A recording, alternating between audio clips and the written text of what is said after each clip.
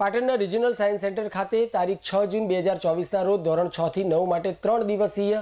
ત્રીજા summer science કેમ્પના બીજા દિવસે વિદ્યાર્થીઓને અદ્યતન ટેકનોલોજી વિશે શીખવવાની તક મળી, જેમાં ગુજરાતના 7 જિલ્લાની 22 શાળાઓના 40 વિદ્યાર્થીઓએ ભાગ લીધો હતો।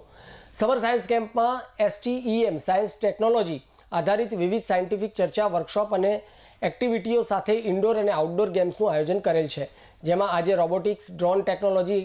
હાઇડ્રોપોનિક્સ, જળ કૃષિ અને પ્રકાશીય ઉપકરણો પર વર્કશોપ, પૃથ્વી ઉત્ક્રાંતિ અને સૌરમંડળ પર વૈજ્ઞાનિક શો, પાઇપનો ઉપયોગ કરીને વાંસળી બનાવવાની પ્રવૃત્તિ અને સાયન્ટિફિક અંતાક્ષરીનું આયોજન કરવામાં આવ્યું હતું। સાયન્સ સેન્ટરના પ્રોજેક્ટ ડાયરેક્ટર ડૉક્ટર સુમિતભાઈ શાસ્ત્રીએ જણાવ્યું હતું કે આ સમર સાયન્સ કેમ્પ દ્વારા વિદ્યાર્થીઓ રસપ્રદ રીતે